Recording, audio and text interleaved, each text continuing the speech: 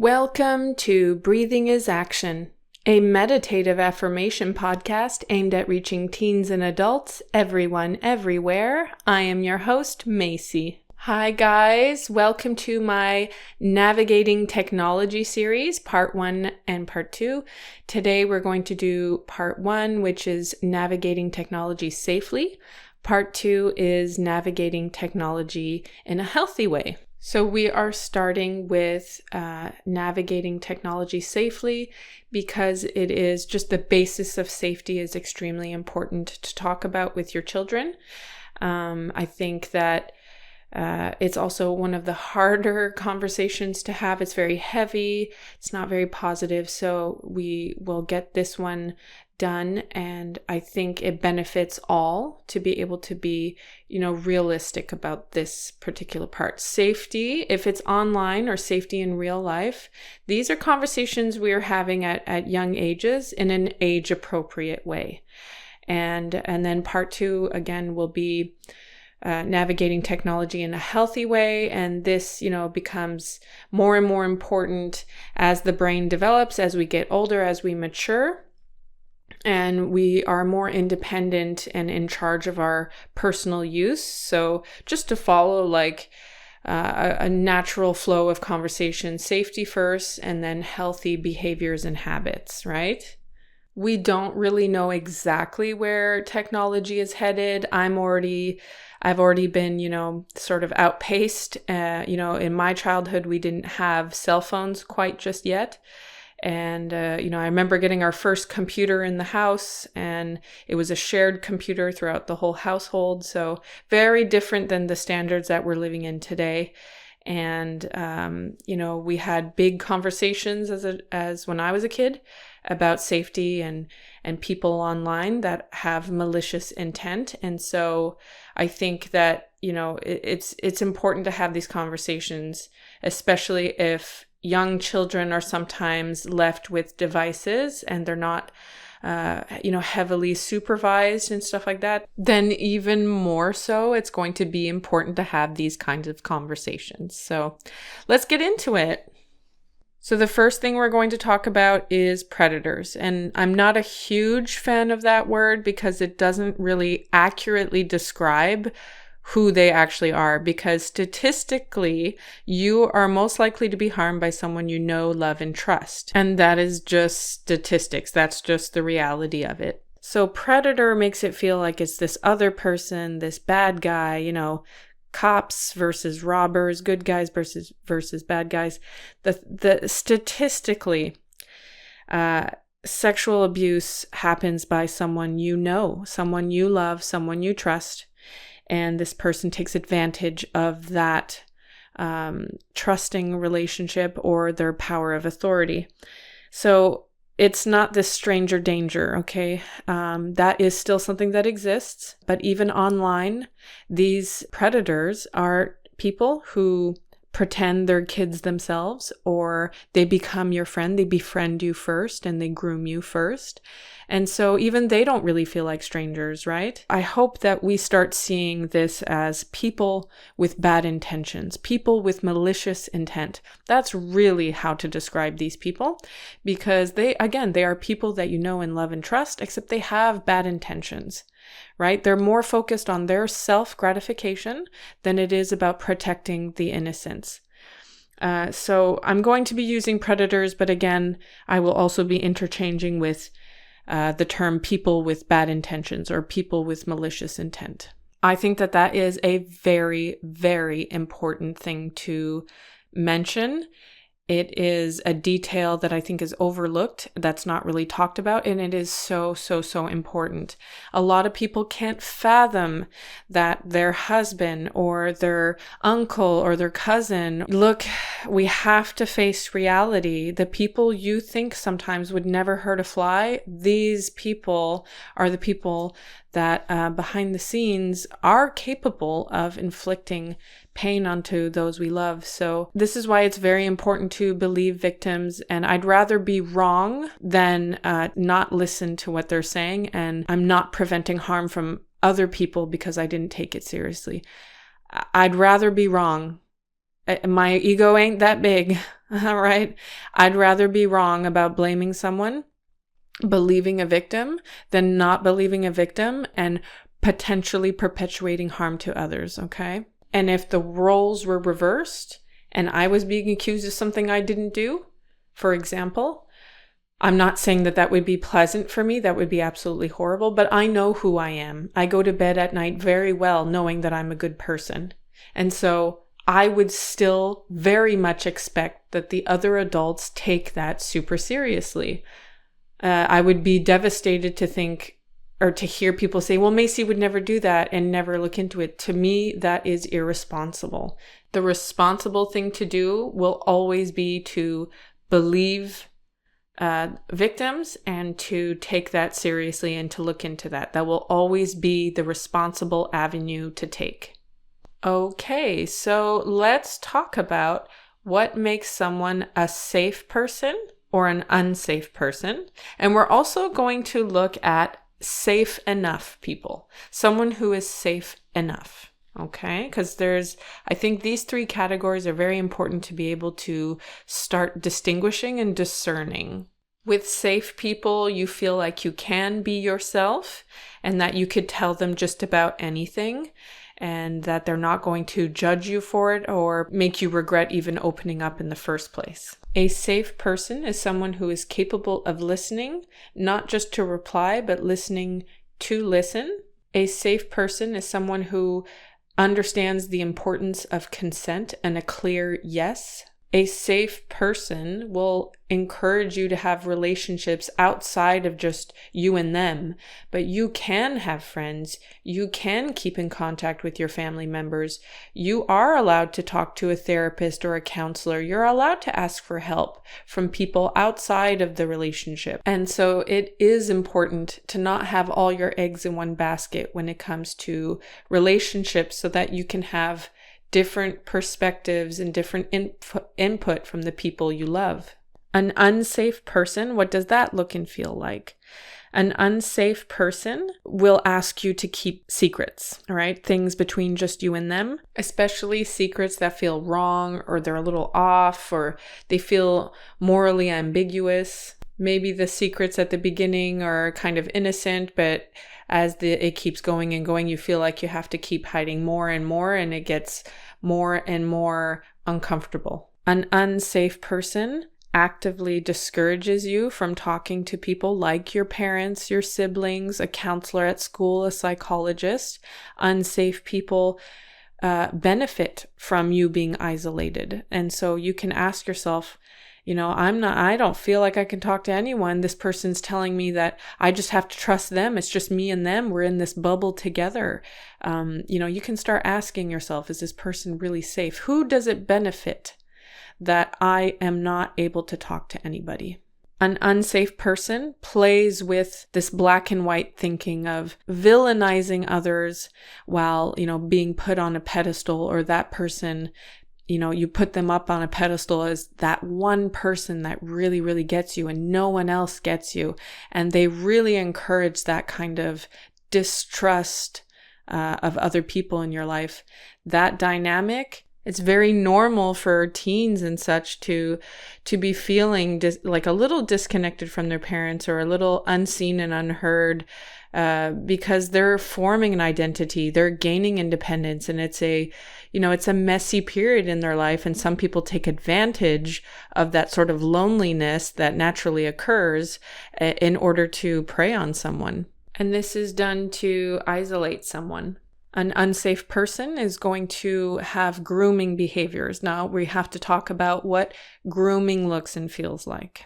This is a lot of information I'm throwing at you, but knowledge really is power, and I hope that this feels empowering for you when you hear this. I know it's a little dark, it's a little not fun, but it is, it is to your advantage to know these things. Grooming is a little bit of a trap because it feels really nice sometimes. There's a lot of positive attention, and When you are developing and growing and maturing, especially if you have some of these needs that weren't met in childhood, you're looking for attention, you're looking to feel special, people with bad intentions and predators, they will take advantage of this. Grooming, they will give you lots and lots of positive attention, especially at first. It's going to feel really, really, really nice. And then slowly but surely, they start sort of negging, which is like, they compliment you, but it's also mixed with like insults. And this is to grind away at your self-confidence little by little without you really noticing.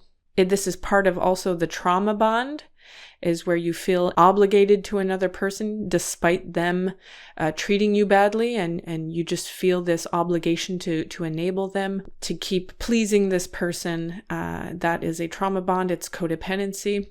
Needing this person, you're now addicted to this person. You absolutely need this person. So even if they harm you, you stay in the relationship.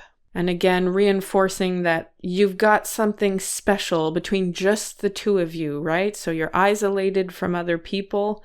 You begin to distrust the flawed but well-meaning people in your life. You are now vulnerable to harm. You feel a loyalty to this person, and you are easier to control. And again, this is why I don't like the word predator, because most often it's someone you know, it's someone you trust or you thought you could trust. It's someone that you thought you loved and that you loved and you thought that they loved you back. But really, in the end, it's someone who's harming you and taking advantage of your kind nature, your trusting nature, your vulnerabilities. And that's grooming.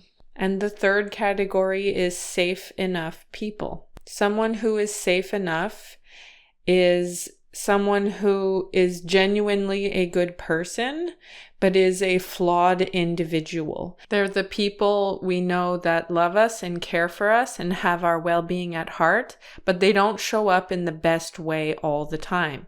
Sometimes they're a little controlling. Sometimes they're a little invasive.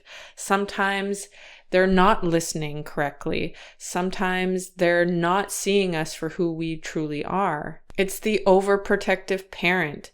It's the friend that doesn't show up when they say they will. It's the teacher that doesn't have enough patience every day and isn't at their best, but they're still well-meaning and genuinely good people. And when I was younger, I wanted my friends, each and every one of them, to be everything to me.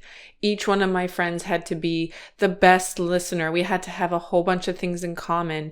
We had to be super compatible on all these different fronts. And I realized as I got older, it's important to have a friend for this reason, someone that you can really talk to. And then you can have another friend where you just do sports with, for example, or, different people for different reasons that they're in your life. There isn't a person out there that should be your everything. If you do, and they are a safe person, then that is an extremely rare thing. And that's beautiful, but it's very rare. And it is very healthy, to have different eggs in different baskets, and to have a little bit of a spread for that. For emotional safety, for psychological safety, it's important to have that. And it keeps you safe from people with malicious intent who really do try to isolate you into thinking that they're this one person in this bubble with you that's going to quote unquote save you from your loneliness. So to stay safe, there are a few things that you can do.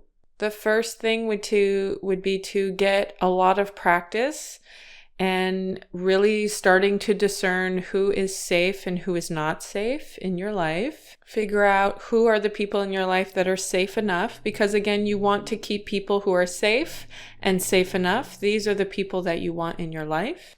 You're going to want to cultivate a very rich, deep, and trusting relationship with yourself that is full of love and positive self-regard. This is also something very important. It would be helpful to really research and be knowledgeable about grooming tactics, manipulation tactics that people, predators or people with malicious intent, the sort of tactics that they use, just to have a wide range of knowledge in that area so that you can pick up on any kind of manipulation and verbal abuse that can be a little covert and hidden, just to do some research on stuff like that so that you're aware of it. It's going to be to your advantage to know what boundaries are and how to implement them and have lots of practice with boundaries. Boundaries are like the guidebook that you give to others on how you want to be treated. A small example of a boundary would be maybe you're talking to your friend and you say, if you continue calling me names, then I'm going to end this conversation and we'll talk some other time when you've calmed down. It is stating how you want to be treated and the consequence that happens if that need is not met.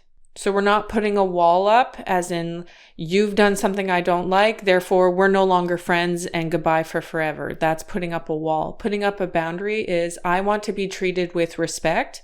And if you can't do that, then we need some time apart and I'm going to talk and we can talk to each other when it's things have calmed down a bit. Safe enough people can also have trouble with boundaries, so be careful with this. Sometimes it takes a while, a little bit of back and forth for people to really get to learn how to navigate each other. And especially if you're new at putting in boundaries, even people who are generally safe or safe enough, they can respond a little negatively to boundaries they're not used to, but just give each other a chance to learn.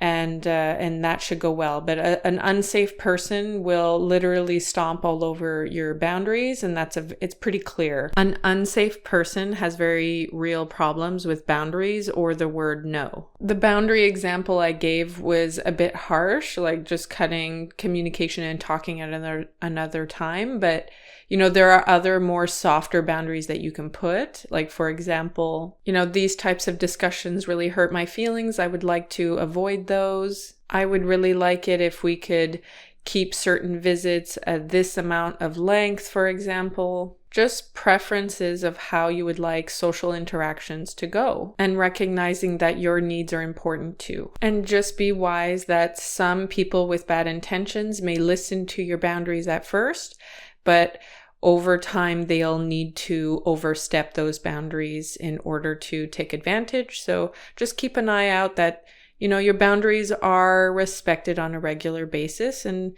I think in healthy relationships, that's never an issue, or very rarely an issue. Another thing to stay safe is to know what is locally available to you in terms of resources on which individuals or groups or institutions that you can contact that would help you in a case like this. I'm not going to be sharing the name of any group or organizations that are, nationwide. I really think it should be what is available to you locally, and this is for you to do that research. I think that this is something that parents should be talking about with their kids in case they don't feel comfortable coming to their parents. At least let them know that they have other resources.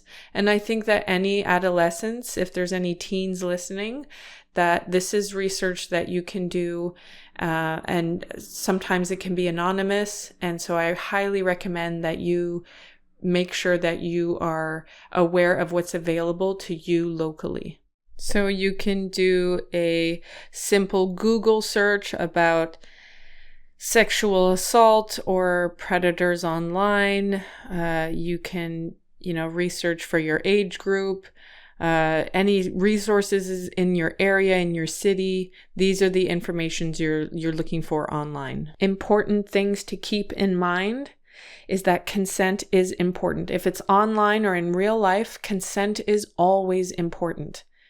Understand the laws of consent in your area when you are considered an adult and able to give consent. If you engage in behavior before that and you're considered a minor, then technically you are not fully capable of giving consent. And understanding all the nuances of engaging in certain behaviors, it takes a mature mind to fully be able to grasp that. Keep in mind that people who try to get you to keep secrets, again, not a sign of a safe person. When you start really feeling like something is off, trust that feeling. If you think that something is wrong and this is not okay, trust that feeling. And if you're questioning yourself on something, then really reflect on it, sit on that, ask someone's opinion, talk about it. Don't isolate yourself. Really, it's important to keep the lines of communication open, even if the person is just safe enough. And a lot of the times it's very, it's hard to speak up. And I know this personally. It's hard to speak up when there is harm done to you. And I just want to encourage you to truly love yourself. It's an act of love to speak up for yourself, to defend yourself, to protect your own innocence, to ask for help. It takes a strong person, and you are. Everyone out there is capable of this inner strength. And I truly, truly believe that. I believe in you. And so I just really want to encourage people out there. It's a lot more common than we think. And that is a little alarming to me. And I just see these big technology companies really not taking that safety seriously, and siding with people with bad intentions and enabling that behavior. And I just think that that's wrong. I really don't agree with that. And I know it's unrealistic to think that we can monitor our children's behavior 100%. So it is important to guide them and teach them about predatory behavior online and in real life. I know it's a headache and a half to go onto devices and make sure that, all the safety parental controls are on. But one day those controls will be off at some point. In those skills to recognize a predatory relationship, that's going to be important in the future. The people who make these technology devices or social media platforms, there's a lot of research that goes into them. And so anything like parental controls or ad preferences should be extremely user-friendly. It just makes sense. So a lot of these technologies are not made with the safety of children in mind. And that is something to have a healthy dose of skepticism towards. If the technologies are not built to protect the vulnerable, instead it's geared to make money, that is something to move forward with cautiously and responsibly. So this episode definitely is information heavy. It's gone on for quite longer than I usually go. I think it's a bit awkward to make a meditation on this subject matter, but I'm going to take a stab at it anyway. I am very passionate about this subject. I identify as a caretaker for the vulnerable, the young, the innocent, and I take that role very seriously. And so even if I'm passionate about it, I can see that I'm activated. So even if it's just for me, a little meditation to sort of calm me back down, bring me back to homeostasis, balance me out, it's going to do me some good. So yeah, let me give this one a try. A meditation on staying safe from predators. Why not?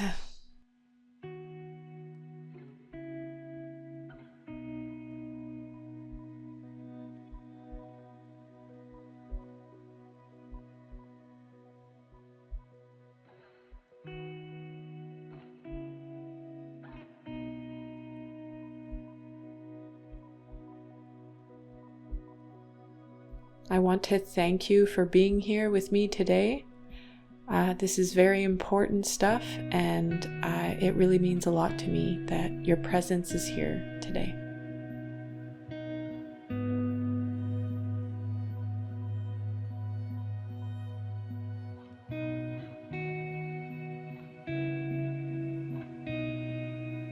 Before we get into our breathing, I would like for us to truly absorb the safety of this present moment.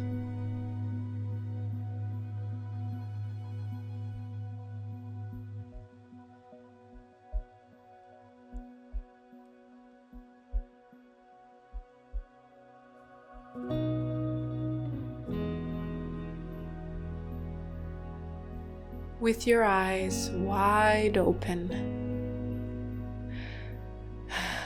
take a look around and notice all the details around you. If you're inside or outside, focus on some elements in your visual field that help you to feel safe and at peace.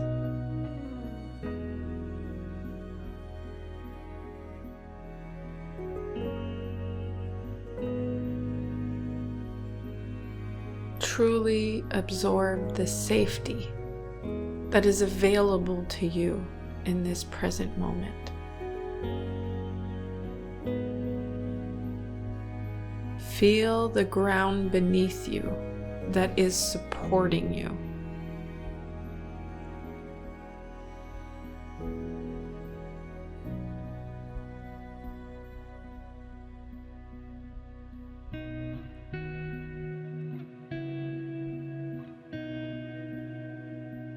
We can also close our eyes and just imagine, use our creativity to visualize an environment and a place that is just beautiful and makes us feel super safe, super at peace.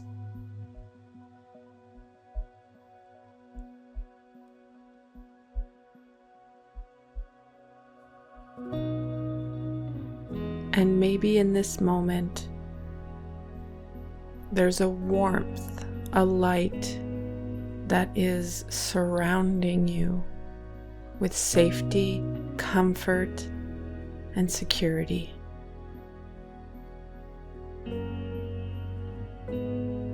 Imagine that light filling you up. Imagine that warmth all around inside of you, all culminating towards your heart.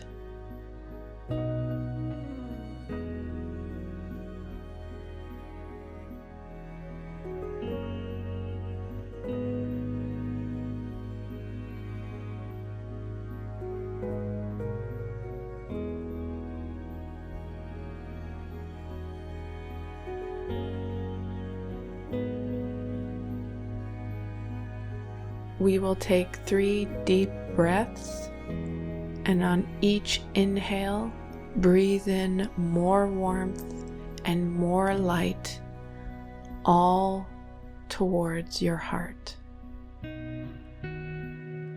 Inhale the light and warmth, and exhale.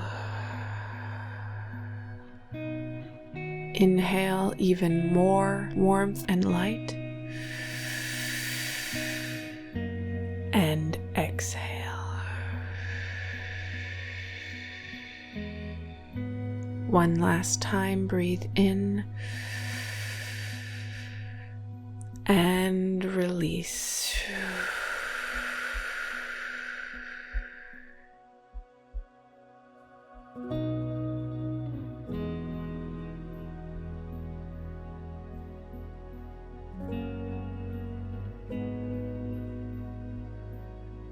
And now we move on to the affirmations on cultivating safety for ourselves.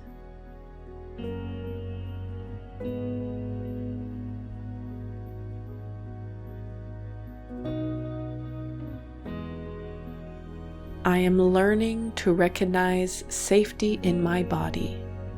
I am learning to recognize safety in my body.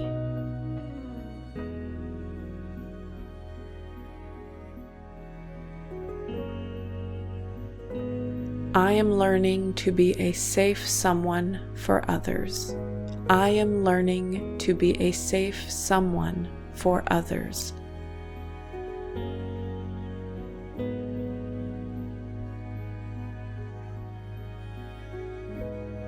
I am allowed to say no. I am allowed to say no.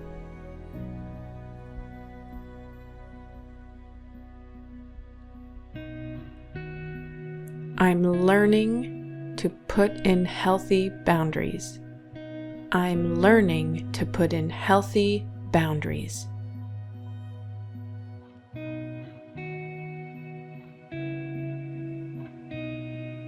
Safe people don't ask me to keep secrets. Safe people don't ask me to keep secrets.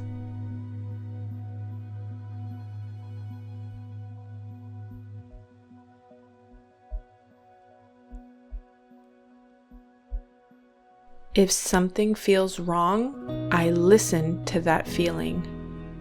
If something feels wrong, I listen to that feeling.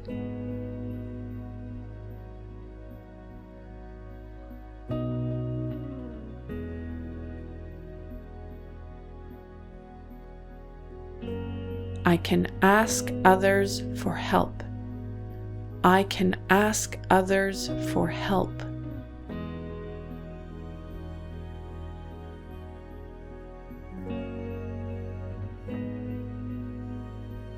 I surround myself with safe people or safe enough people.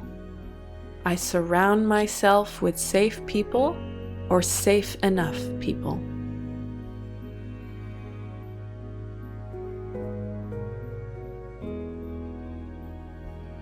I am a strong person who deserves to be protected.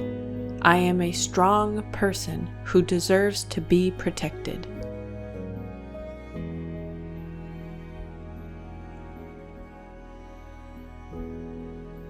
I deserve to be treated with respect. I deserve to be treated with respect.